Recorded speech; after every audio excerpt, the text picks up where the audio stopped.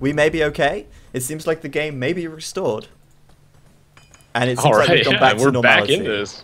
Yeah, there we go. It's alright, we're back, and Spring's internet has been revived. It's been brought back from the dead. Fantastic stuff.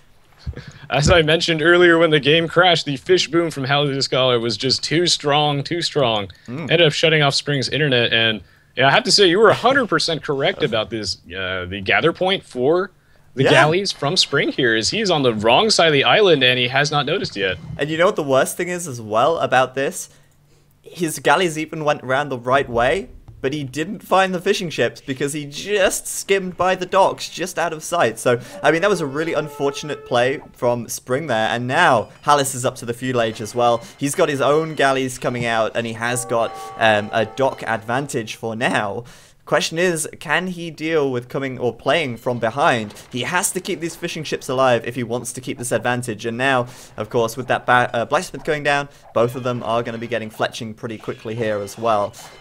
Yeah, this is going to be a really tricky fight for Spring, because even though Spring is trying to cut off the production of the galleys from Hallis Scholar's docks by sitting right in front of them, the downside is that Spring does not have the home field advantage. Yes. Hallis Scholar has a lot less distance to cover when he wants to reinforce, so... Yeah, that reinforced distance, reinforced time is going to be a huge advantage for Hallis, fighting right outside of his docks. And it's really going to come down to micromanagement. Obviously, micromanagement is a difficult thing to do well. And Spring is likely, in my opinion, to have the better micro in this situation. But we will see.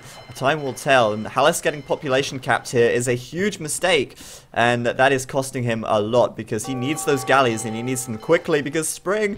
starting to sink these fishing ships. This could be huge if Hallis loses these, as even losing, 5 or 6 will have really just got rid of this entire bonus that Hallis had at the start of the game here. Yeah, you're absolutely correct, and even though Hallis Scholar does have an extra dock on Spring, he's on 4, Spring is on 3, he just got housed, so it kind of neutralizes the advantage here, and wow, Spring is actually, Spring is just going to clear him off the water entirely, and that's all of Hallis Scholar's economy, basically. That is really sad. That is really, really sad, because Hallis, he could have made that work. He really could. That was so close. Man. It was so close, but yeah, a very, very short game here as Hallis Scholar is going to call GG. That was one of the fastest migration games I think I've ever seen, and... it was so close as well, like, Hallis was so close to holding on to that, but Spring just had the upper hand there with that slightly faster galley rush, and although Hallis had all those fishing ships, he was playing by the meta. He would have had an advantage if he'd have managed to keep them alive, but Spring just simply outnumbered him. Even though he was only on 3 docks, he still outnumbered him. And I feel for Hallis in that one because he had every opportunity there. Look at how much wood he had. Look how much gold he had. He could have afforded more and more galleys, but he just didn't have the production. And I'm very sad. Very sad about that one, indeed. I agree completely.